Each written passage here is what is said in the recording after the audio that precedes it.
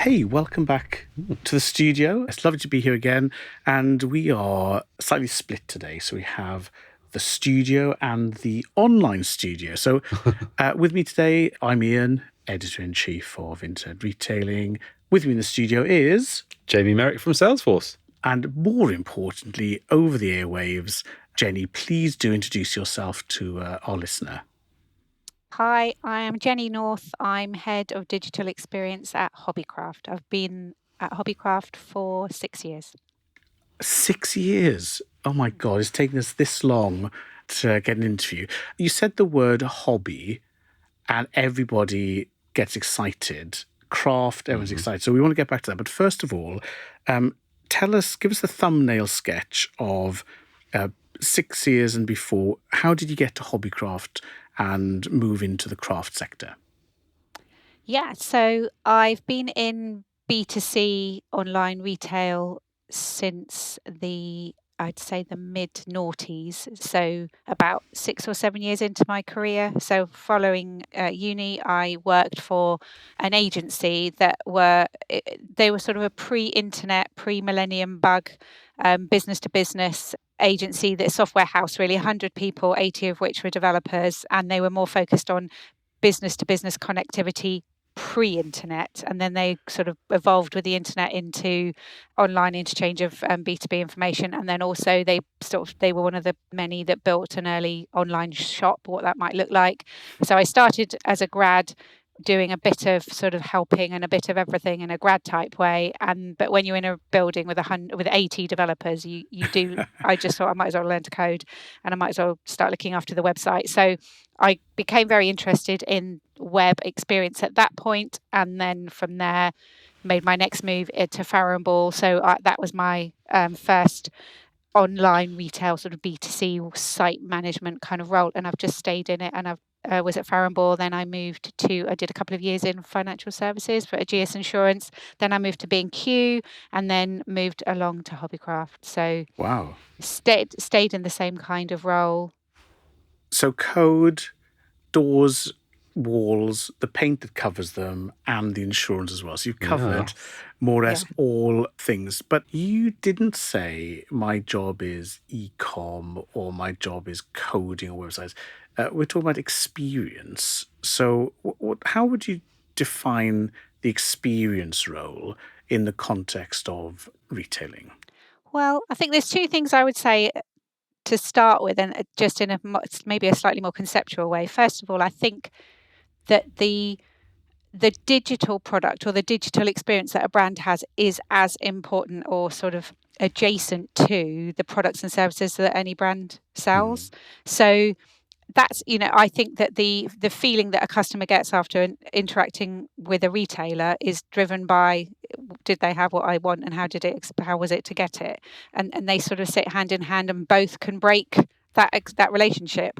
So I think that's what my role is all about. How does it feel to actually access the product and complete my mission with that brand?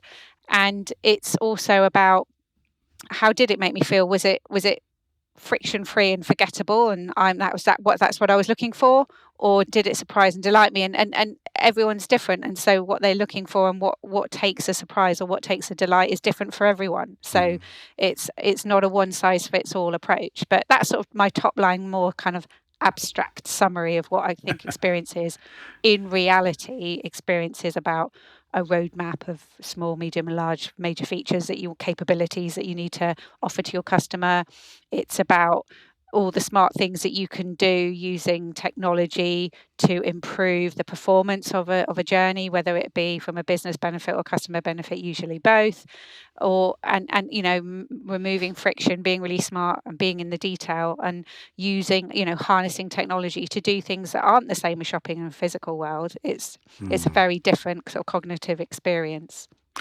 Yeah, I mean, I think that's spot on, especially because if we move towards the hobby/craft markets, these are things where it's not just a one-off purchase, like I want this season's new t-shirt, top, or trousers.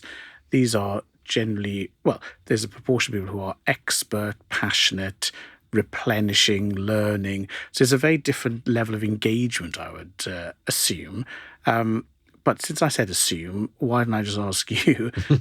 Tell us about the hobby craft market to begin with. I've given you my assumptions. How do you see it when you look across all of the crafts?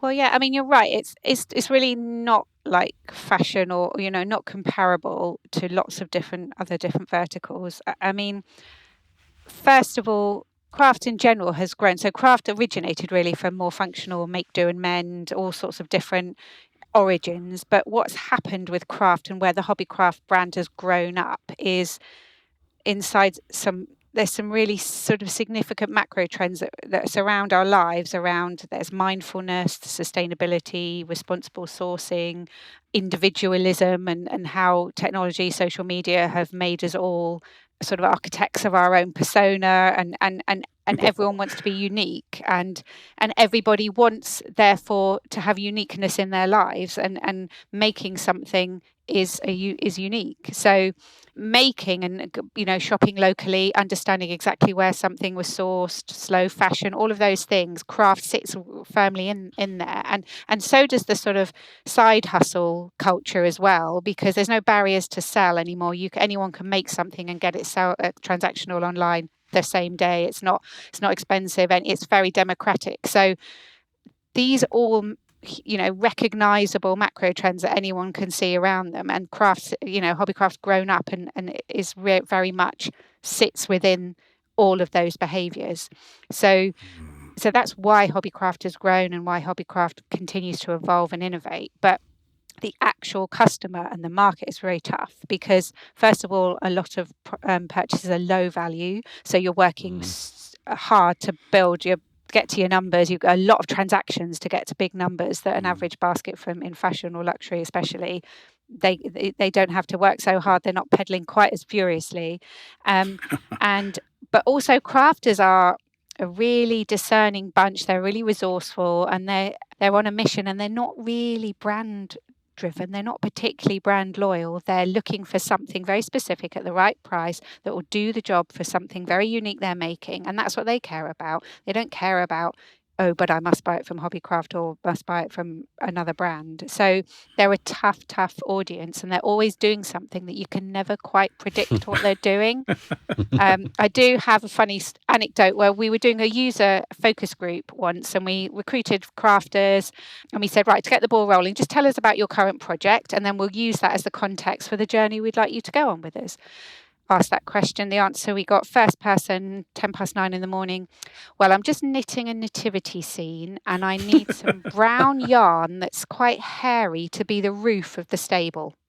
And that was it. And there we had 45 minutes on, is it hairy enough to be the roof of the stable? You can't predict what journey people are on, and every journey is unique. So these guys, they're resourceful, they're innovative, and they're so invested, they're so passionate, matters so much to them. And you've got to get it right for those people, because craft's important to them, and we're holding that in their hands if we invite them on a craft journey.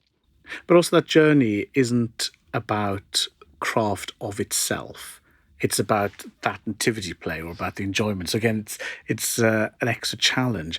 So we've touched on knitting, nativity knitting, which I'm sure is a big subgenre. I don't want to exclude anybody. And then there'll be architectural knitting and so on. So we've got needlecraft, knitting, woolly type things. Soft crafts, thank you. Then and you should have a better word for it. I know. Than that. You've got a great word for that. Tell us the other big categories so that we're not just limited by our own experiences of making, playing, passions, etc. So we've got soft. What else have we got? Artists. So where we call ourselves the home of arts and crafts. Art is quite different, and the artists like to keep themselves perhaps a bit separate from some of the other crafts. So an artist, perhaps, so sometimes there's lots of artists could be a student or could be somebody who's really serious about their art, wants to get in a gallery, wants to sell their art. So they have very specific. That's a very specific category. It's a high value, high turnover category for us. So that's a big one for us. That's a key focus for us, and that's grown actually very well for us in the last few years. A lot of independent art stores are sadly no longer around, and there is a need for these products still in the physical world as well as online. Kids kids crafting is absolutely phenomenally popular, as you can well imagine. That's a big area for us. Then we've got knitting, sewing, the soft crafts, and then we've got hobbies and crafts, so things like jigsaws, making candles, just dabbling, sort of past the rainy Sunday afternoon sort of crafts at home. And then the big other one, which is the high value one, is what we call digital crafting. Ooh. So that's a really interesting vertical within craft that's usually involves, it does involve investing in a digital craft machine, some of which cut with a blade, some of which are laser cutters, some of which are sort of a type of printer. But it's sort of one of those things, it's like the world's best kept secret, and once you know, you don't really realise that what's happening out there in terms of the innovation in craft, and how for sort of £200 to £300 you can invest in a machine that can run a business for you, personalise anything, customise. And that's what sort of back to where I was sort of talking a lot about individualism. What we talk in craft, it's more sort of normal to say personalisation. So you can personalize anything, even in its most basic sense, put someone's name on something. That you can personalize anything. It's a lot of it's originated from the States, actually. There's some big brands in the States, and it's very much an American behavior to, have it, be proud of your surname and have that on a plaque on the kitchen, and or have your kids' names on your. We all have, kids always want hoodies now with their surname on the back. It's all come from America. But there's some fantastic machines that, we've listed 2 or 3 different types of machines that are hundreds or thousands of pounds that we've listed on our site, where normally we have a fairly low AOV, and they've sold really well. The market's picked up really well. So digital crafting is probably the highest value, fastest growing vertical within craft. So it sounds like you have to be all things to all people and talk in the way that they would like you to talk to them, which sounds to me very daunting, bearing in mind also, the areas you just covered. In terms of expertise. I know, that's what I mean. So it sounds like you get the wrong side of the crafting market, just by the way in which you talk about it. So is that a real challenge, that you're continually trying to keep up with what's going on? Yeah, and there's various things, various parts to that. So we're a department store. We sit across maybe about 12 different crafts. So, we're juggling a lot. We've got about 25,000 SKUs spread across all of those different crafts. So they're fairly lean. There's about 140 of us up at our head office running that operation. But we sort of are quite crafty ourselves in the way that the business, culturally, it's not the corporate culture that I've experienced, and everyone, in certain businesses experiences day to day. And there's lots of value in that corporate sort of machine. But Hobbycraft is literally crafty in the sense that we're entrepreneurial, we're innovative, and in our stores, our store colleagues, we recruit crafters, because it's not really going to work unless you've got someone with certain level of knowledge, experience of crafting to talk to crafters. The sorts of questions they're going to get asked, it's just not going to go well. So much so that we elevate our colleagues, and our store colleagues, they have the opportunity to be what's called a Hobbycraft artisan, where we use them very much on social media, and we use our colleagues in stores that have so much talent and passion. We give them the opportunity to have this status of artisan, and then we use them in our sort of workshops. So, we might talk about, we have a workshops, online and in-store workshops offering, and we do a lot of social media. We offer a lot of ideas on the site. So we have to respect this community by showing them that we understand them, and the only way we can understand them is to sort of be them and be in their shoes. And so most of our office is full of crafty. It just looks like a crafter's playroom, and we are all passionate crafters, makers, or know someone who is. So how does the balance work then between, you talk about the internal experts, but there must be a tug that says Hobbycraft or HobbyTube is ready to roll 24 hours a day, inspiration, etc. So, if you look on YouTube or even TikTok, it's literally a hobby crafting ideas machine, where you go from nothing to French cook in 8 hours and so on. So where do you draw the line between waiting for customers to come to you and service them versus being out in the social medias building up or contributing the inspiration and the sort of the media side of crafting? I think you use that lovely phrase, architects of your own persona. How much external to your site are you doing to build up the sort of velocity and interest in crafting? Again, sort of content marketing, if you like, is, it's been around for a while, and that's definitely quite central to what we do. And for that reason, as you say, really, Ian, because we can't really not do that, because we're selling components. We're not selling the outcome, and we have to sell the component, and we have to sell the value and the idea and the journey as well. We can't be an authentic arts and crafts retailer without doing both. And our marketing department are very much, their priority, or a lot of their time, is really focused on content marketing for that reason. So, different go into any business, and you go to a marketing department, and they have their own DNA, and that's the DNA of ours. Is our marketing team is content marketing. So we work with the maker community, a diverse maker community, to offer ideas, and we try and keep it edited, but we've got about probably around 2,500 ideas on our website. But then obviously our social, we've been very strong in social for a very long time, and so we share that sort of socially as well. And we also bring makers together, so we bring in anyone who's making and tagging us and telling us about it. We will then share that. So social media and content is probably our key marketing channel, and has been, especially as we've grown really.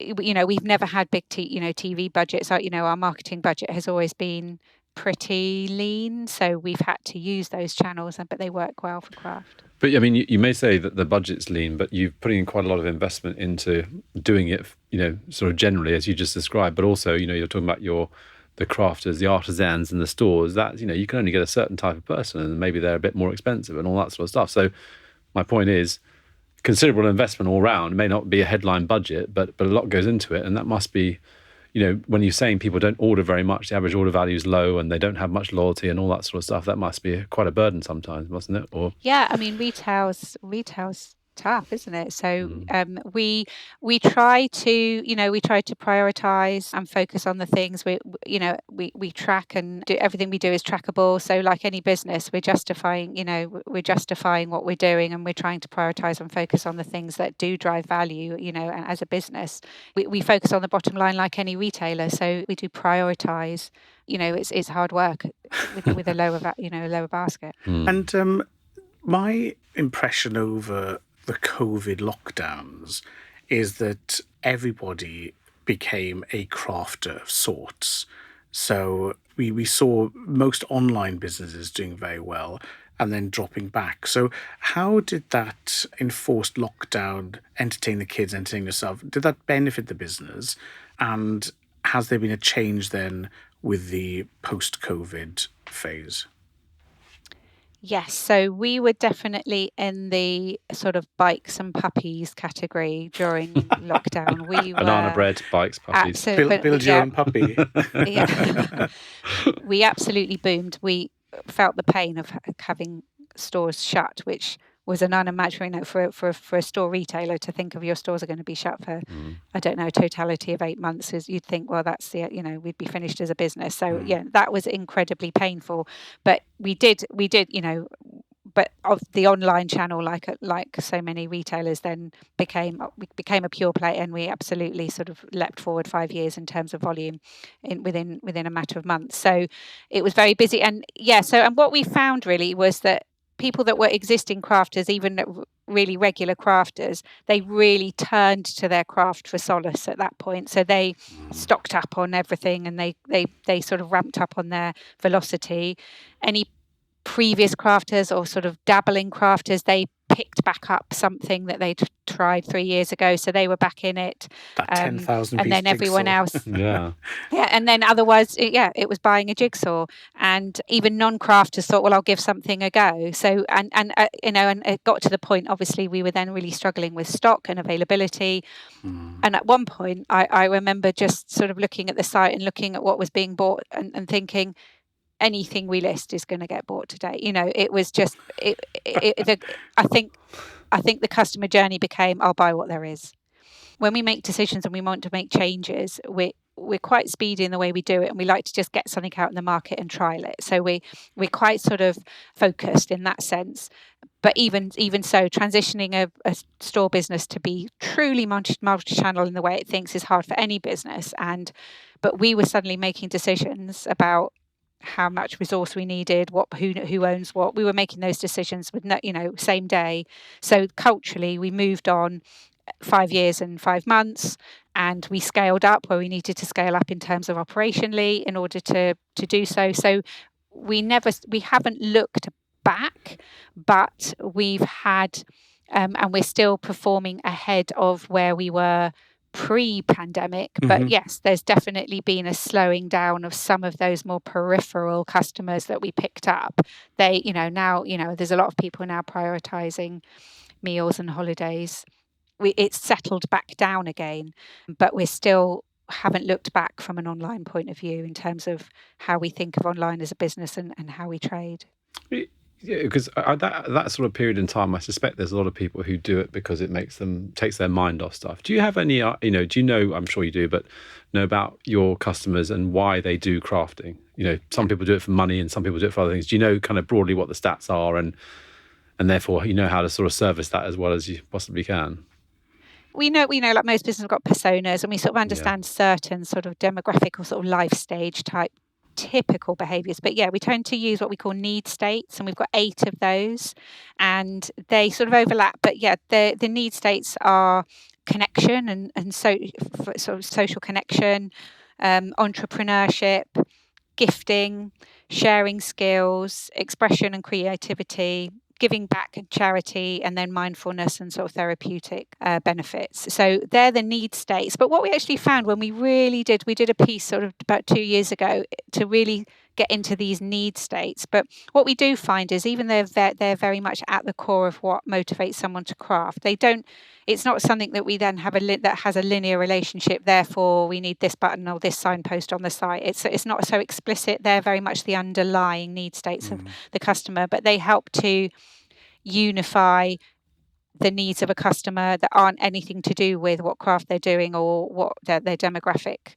status is. But they're the motivations, and they all have fairly equal overlapping importance.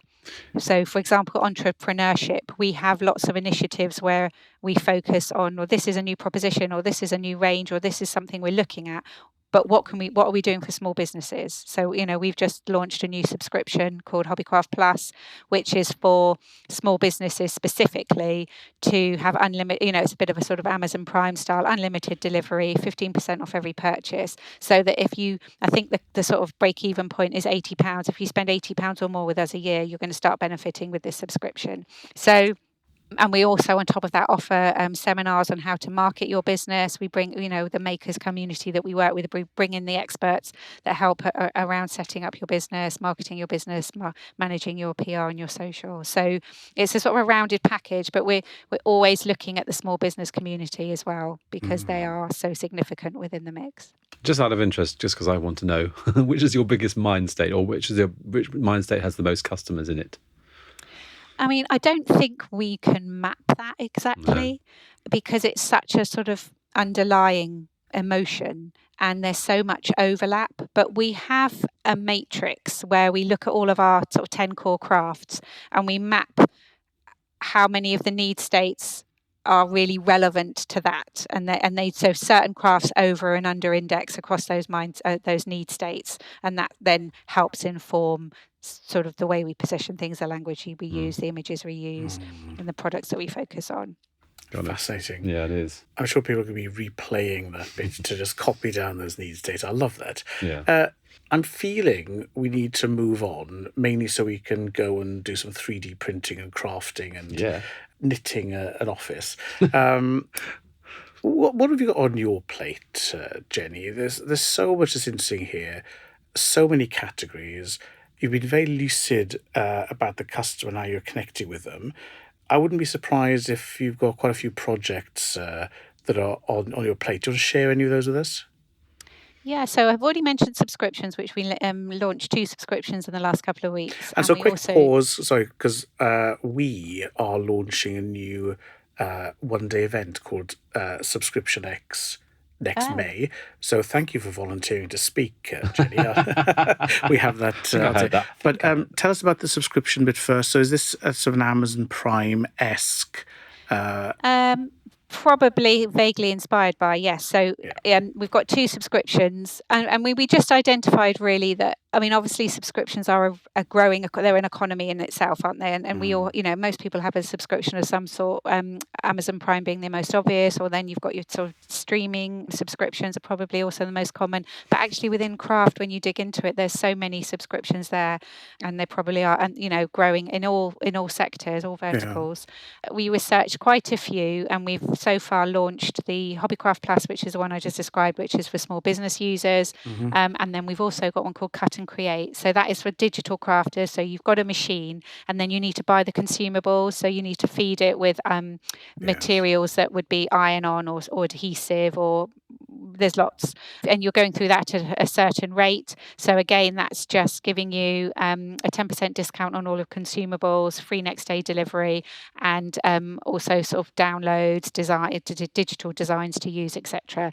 So that's targeted specifically at the digital cutting market, and we'll go on to look at more.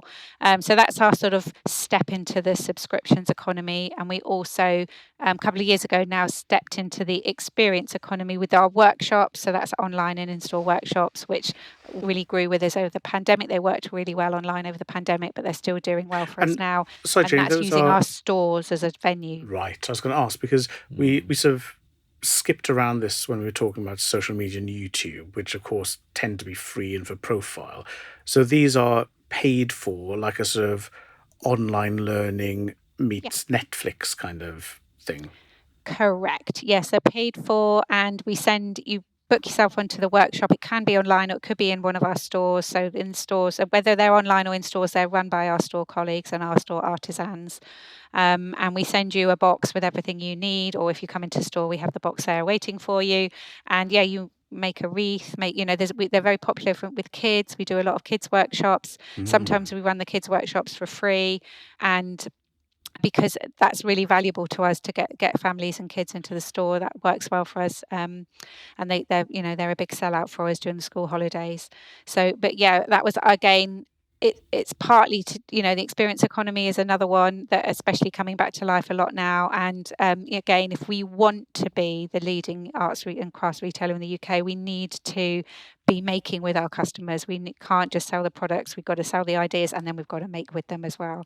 So that's a couple of things. But then we relaunched our website this year, so that was a big change in terms of moving into the sort of fully agile way of managing our feature roadmap. So we release to the site every 2 weeks. So that roadmap and that sort of digital product management, that's very much front and center of what we do. We're working on, I'm just going to do a sort of a bit of a leak on the fact that we're working on a consumer app right now. So that will be coming into the market in the first half of next year. That's taking up a lot of my time right now, but that's going to be really exciting. And is that a bit early to mention it, so I won't go into too much detail on that. And are we talking here about slapping some appiness on a thin website? Or are we talking about all singing, all dancing, training, resources, history? Are you sort of going large on the app? We're going sort of medium at the moment, with the main lever, so the main value add around personalised loyalty, personalised vouchers.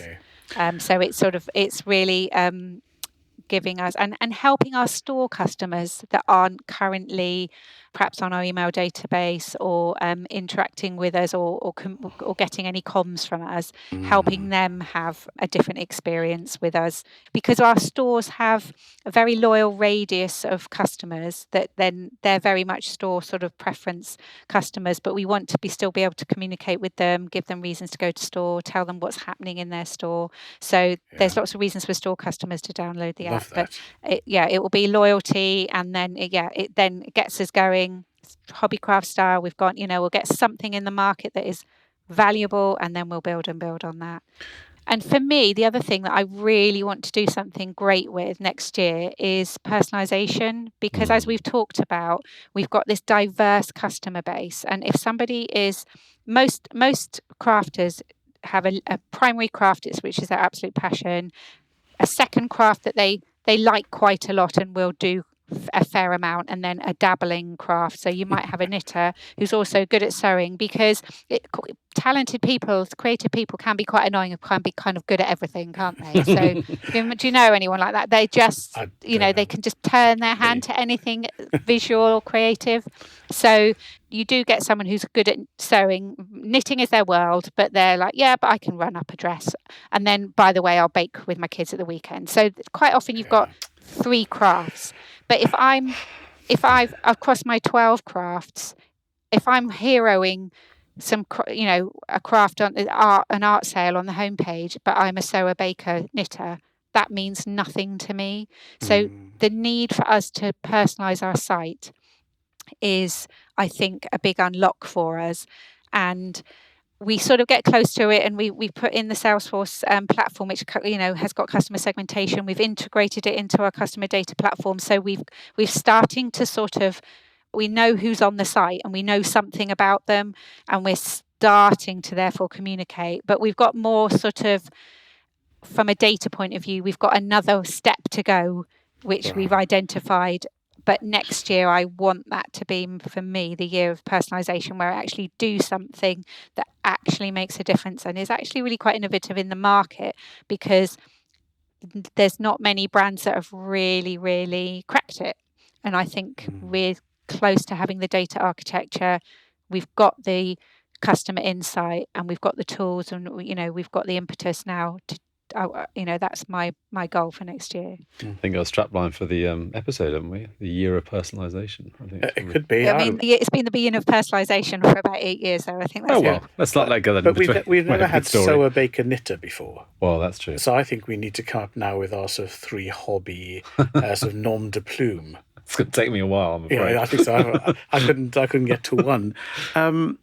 Wow, I'm sort of exhausted now, exhausted and inspired. Yeah. I think that's probably the best way to describe it. Jenny, it's been absolutely fascinating.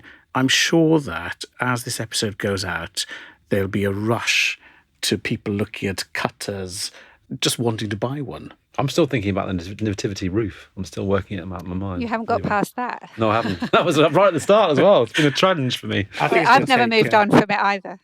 Weeks of therapy are called for now, exactly. Just to get over it. But it's a very nice nativity moment. So, Jane, thank you so much for joining us. You've just opened up so many new thoughts around it, and it's been an absolute pleasure chatting with you. So thank you for that. Oh, that's my pleasure. It's nice to see you both. Great to get to chat. Lovely. Thanks so much.